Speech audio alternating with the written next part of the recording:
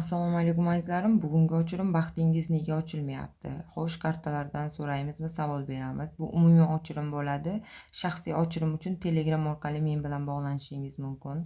Baxtingiz nimaga ochilmayapti? Niyatingizni oldim, shifoli bo'lsin ochirim. Baxtingiz nega ochilmayotgan ekan? Xo'sh.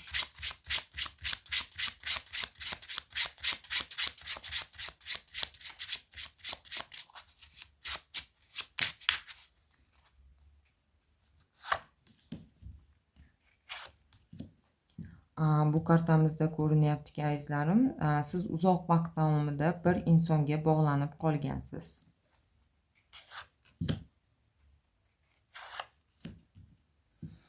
Bo'lishi mumkin bu insonga nima desam, sizga shunday va'dalar bergan yoki bo'lmasa sizga umid bergan.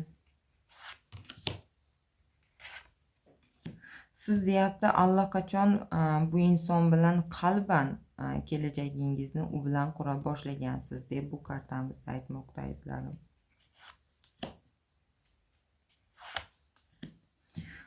Sizga nima deyapti bu kartamiz? Yana biroz kutay, hammasi to'g'ri bo'ladi, joyiga tushadi. Lekin deyapti, vaqt o'tgan sari va'dalar va'daligicha qolganligini ko'rib kelyapsiz. Ya'ni bu kartamizda shunday deyapti. Xo'sh, kartalardan yana so'raylikchi, nima deyapti?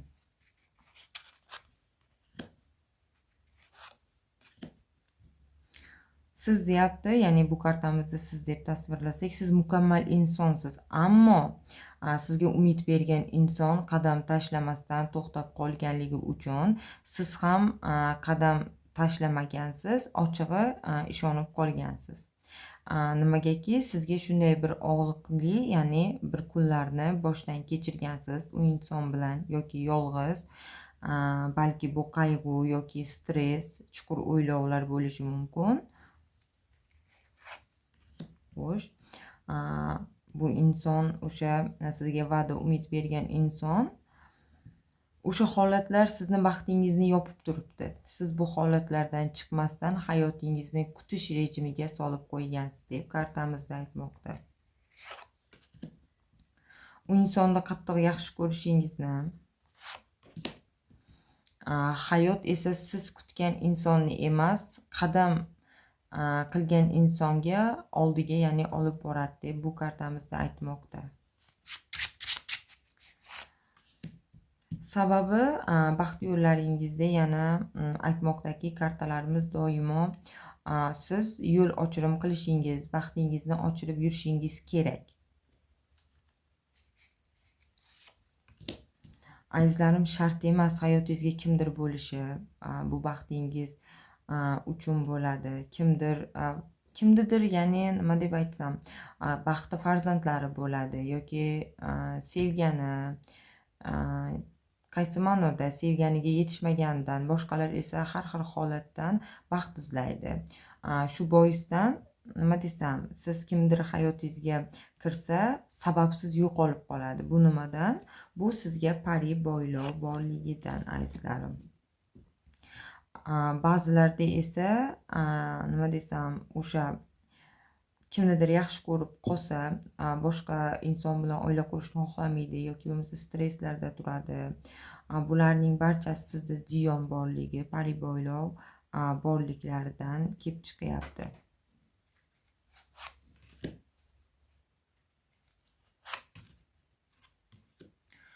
Siz bir nima desam, har bir holatdan, ya'ni dars olmasangiz, harakat qilmasangiz, bu holat sizga takrorlanaveradi deb aytmoqda azizlarim.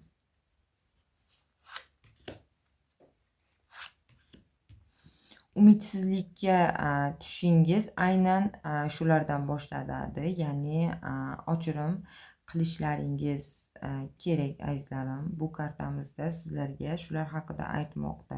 Bu kartamiz hozirda esa taqdiringizni eshiklar yopilmoqdaligini aytib o'tyapti azizlarim.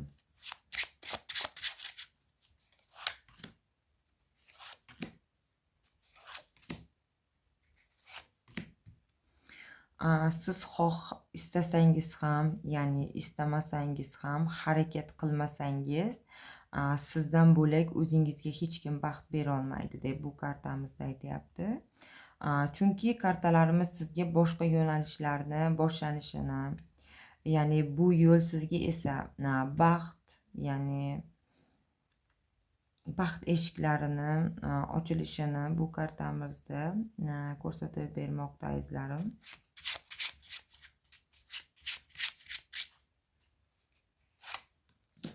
Bu eshiklar sizga daromadlar ham olib kelishini ko'rsatyapti. Ya'ni olib kelishi mumkinligini aytmoqda.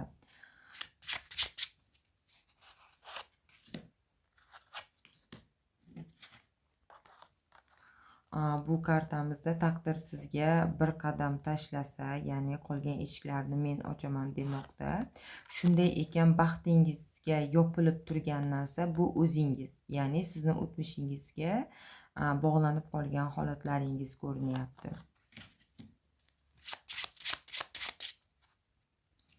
O'tmishingiz bo'lishi mumkin, hozir bo'lishi mumkin. Harakat qilmagan inson uchun kutishingiz bu befoydaligi, ya'ni boshqa holatlarni qo'yib yuborgan holatda o'zingiz uchun baxtingizni, ya'ni ochishingiz, ya'ni ochirim qilishingiz kerakligini bu yerda aytmoqda azizlarim.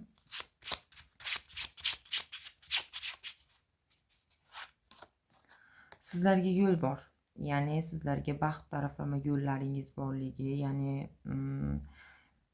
yo'l ochirim qilishlaringiz kerak, baxt ochirim qilishlaringiz kerak, ziyonlardan o'zingizni tozalatishingiz kerak.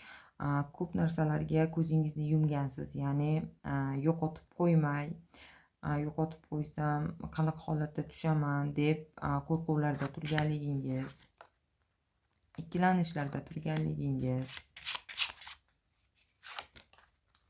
harakat qilsam men kutgan narsa men kutganday bo'larmikan degan, ya'ni savollar bilan turibsiz. O'sha bo'larmikan, ya'ni mikan degan so'z sizni hayotingizni, ya'ni nima desam, har xil holatlarni yuzaga keltirib chiqaryapti. Sizda yangi yo'llar, yangi baxtlar bor, faqatgina qo'rquvlardan chiqib ketishingiz kerak. Nima desam, bu holatlar sizga o'zingizni baxtingizni o'zingiz yopib qo'yayotganligini aytib bermoqda. Yana nima deyapti? Xo'p, ba'zilaringizga esa baxt yo'llaringiz yopilganligini sababi sehr borligini ham aytib o'tyapti. Shu boisda kimdir sevganiga yetisholmagan yoki bo'lmasa oila qurib ajrashib ketmoqchi bo'lyapti, yoki bo'lmasa sevgan insonni aloqaga chiqmayapti. Ikkilanishlarda turibsiz, nima desam, ya'ni munosabatda bo'lgan insonlar ham, urushib qolgan insonlar ham nimaga telefon qilmayapti, nimaga aloqaga chiqmayapti degan savollar berishingiz mumkin. Bularning barchasida sizdagi ziyonlar sabab kelib chiqyapti azizlarim. Bugungi ochirim shulardan edi. Agarda sizlarga yoqqan bo'lsa, like, komment yozishingiz mumkin. Omad, baxt doimo yo'llaringizda bo'lib, baxtingiz ochilib yursin. Keyingi ochirimlarda ko'rishguncha azizlarim, rahmat sizlarga, doimo sog' bo'linglar.